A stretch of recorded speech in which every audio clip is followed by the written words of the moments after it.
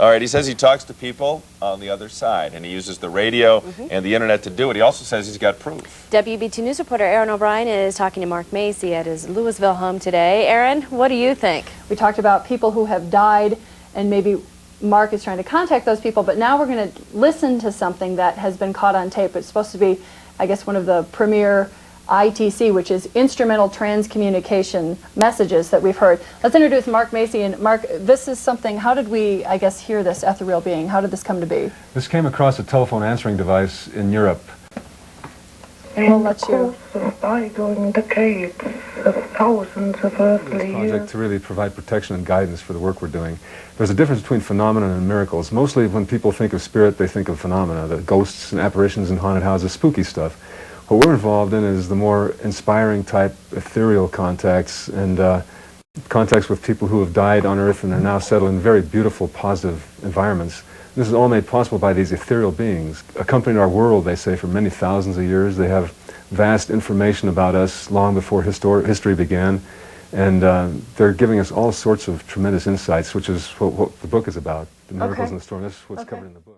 There was a businessman who moved his business across town, and he decided to throw an open house for all of his customers.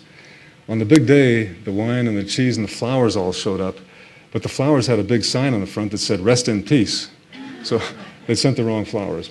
So just down the block, there was a funeral going on, and the sign on those flowers said, "Good luck in your new location." So when we die and move to a new location, where exactly are we? We're actually right here, and at the same time, we're worlds apart. They're kind of like radio signals, the worlds of spirit. They're all superimposed in the same space, but they each remain distinct by their frequency or vibration. They're all right here with us. And people from all these different worlds move in and out of our world constantly.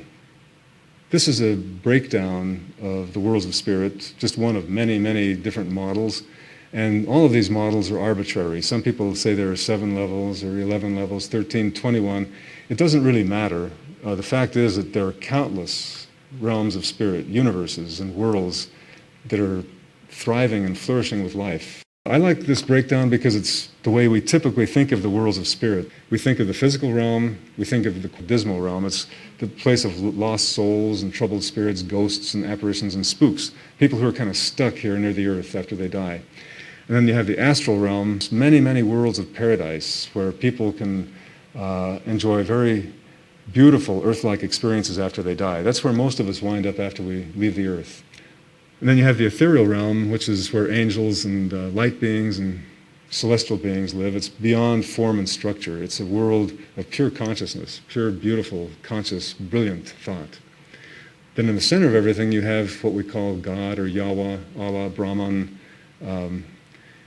It goes by many names, but it's a source of everything, basically. It's non-vibrating light.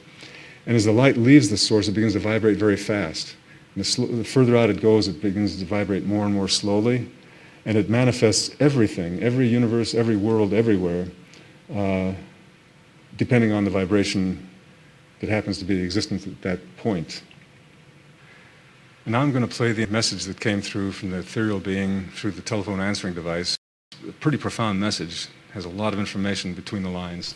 In the course of bygone decades of thousands of earthly years, beings interested in human species meet to decide on the continuation of the project.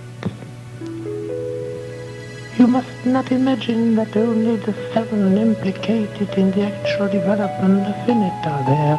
No. It is a coming together of all entities interested in mankind. The interests are various. We, the 7 of the rainbow people, have decided to help and support the way chosen by you in it. It is the way of morals, which means to understand, to acknowledge, to devise and to act. It is not to be mixed up with religion, which means to believe. The two can be complementary, but they are independent one to the other.